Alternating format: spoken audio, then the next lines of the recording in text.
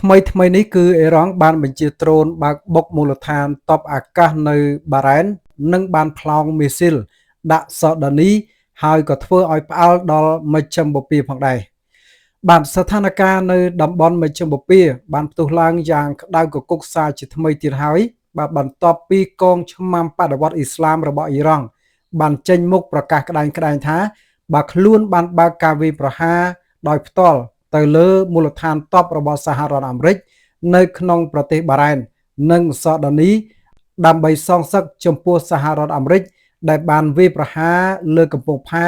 និងកោះនានារបស់ខ្លួននៅតំបន់ច្រកសមុទ្រហូមូសក្នុងសេចក្តីថ្លែងការណ៍នៅលើប្រព័ន្ធផ្សព្វផ្សាយរដ្ឋដោយលើកឡើងថាកងទ័ពអ៊ីរ៉ង់បានបញ្ជាក់ថាខ្លួនបានប្រើប្រាស់ហ្វូងដ្រូនដើម្បីហោះទៅបុកទីស្នាក់ការកងពលធំទី5របស់កងទ័ពជើងទឹកសហរដ្ឋអាមេរិកនៅប្រទេសបារ៉ែនព្រមទាំងបានបាញ់មីស៊ីលរយៈចម្ងាយឆ្ងាយទៅកំទេចមូលដ្ឋានទ័ពសហរដ្ឋអាមេរិកនៅក្នុងតំបន់នៃប្រទេសសដនីថែមទៀតផងការវាយប្រហារដ៏ខ្លាំងក្លានេះបានធ្វើឲ្យប្រទេសជិតខាងដូចជាប្រទេសគុយវ៉េតដែលជាកន្លែងលាក់កងទ័ពរបស់សហរដ្ឋអាមេរិកដ៏ធំមួយផងដែរនោះត្រូវបានប្រកាសអាសន្នជាបន្ទាន់ដោយសារតែប្រព័ន្ធការពារដែនអាកាសរបស់ខ្លួនបានរកឃើញនិងកំពុងស្ទាក់ចាប់បំផ្លាញចោល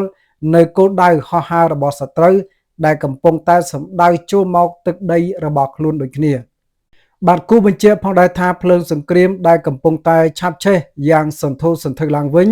បានកើតឡើងភ្លាមបន្ទាប់ពីមានហេតុការណ៍តានតឹងខ្លាំងមួយនៅកាលពីថ្ងៃអង្គារបាទពោលគឺក្រោយពេលដែលឧទ្ធម្ភាគចក្ររបស់សហរដ្ឋអាមេរិកប្រភេទ Apache មួយគ្រឿង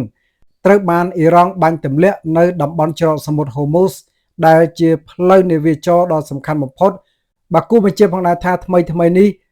សហរដ្ឋអាមេរិកក៏បានធ្វើការវាយប្រហារទៅកាន់អ៊ីរ៉ង់ជាថ្មីម្ដងទៀត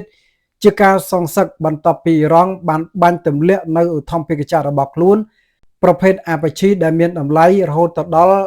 ជិត$100 លានឯណោះ